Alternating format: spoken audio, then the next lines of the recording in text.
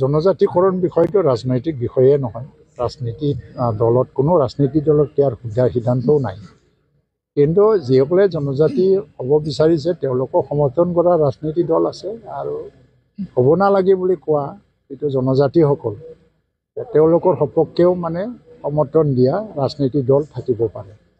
আমাৰ জনজাতি সংগঠনবোৰে বহুত উদ্ধাৰ লিবাৰেলি বহুত কথা কৈ দিছে যে যদি কৰিবই লাগিব যদি ভাবে ভাৰত চৰকাৰ অসম চৰকাৰে 6টা জনগোষ্ঠী এতিয়া বৰ্তমানৰ জনজাতিসকলে পাই থকা সুবিধাখিনি ইয়াৰ পৰা শ্বেয়াৰ দিব নোৱাৰে। বেলেগে আপোনালোকে কোটা সৃষ্টি কৰক, বেলেগ কেটেগৰী সৃষ্টি কৰক। ইয়াতকৈ ইমান উদাৰ এটা চিন্তা ক'ত হ'ব পাৰে?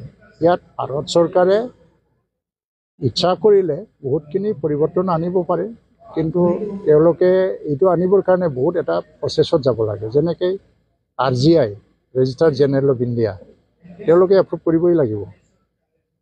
কিন্তু RGIৰ এপ্ৰুভ কৰিবৰ কাৰণে ক্ৰাইটেৰিয়া সেই সময়ত যেতিয়া বনাইছিলে সেই ক্ৰাইটেৰিয়াৰ লগত যদি মিল নাখায় RGIয়ে কোনোদিন এপ্ৰুভ নকৰে।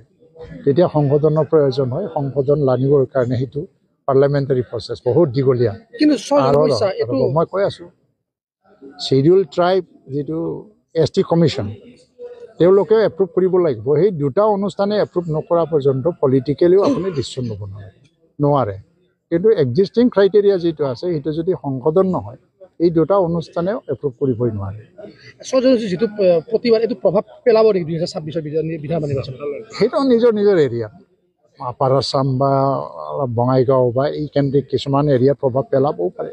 কিন্তু এইটোতো নতুন পৰিস্থিতি নহয়, আগৰ ইলেকশ্যনবোৰত দেখিছোঁ। এইকাৰণে এইটো কোৱা নাযায়, কাৰণ এইটো এটা আন্দোলন হয়। আন্দোলনৰ সপক্ষেও এটা মতামত আছে, বিপক্ষেও এটা মতামত আছে। আৰু সেইবুলি আপুনি প্ৰশ্ন কৰিব পাৰে যে জনজাতিকৰণটো বিৰোধিতা কলা যিটো আন্দোলন ট্ৰাইবেল সংঘই কৰি আছে তাৰ কিবা প্ৰভাৱ পৰিব নেকি, সেইটো এটা প্ৰশ্ন। কিন্তু প্ৰভাৱ পৰিব নপৰিব সময়ে ক'ব, কাৰণ তেনেকুৱা আন্দোলন আগতো হৈছে। কিন্তু মই ভাবোঁ যে আমাৰ অসমৰ সামাজিক জীৱনত এই আন্দোলনবিলাকক লৈ পেলাই সামাজিক এটা সংঘাত বা সংঘৰ্ষ তাৰ যাতে পৰিৱেশটো সৃষ্টি নহয় তাৰ কাৰণে মই আহ্বান জনাওঁ।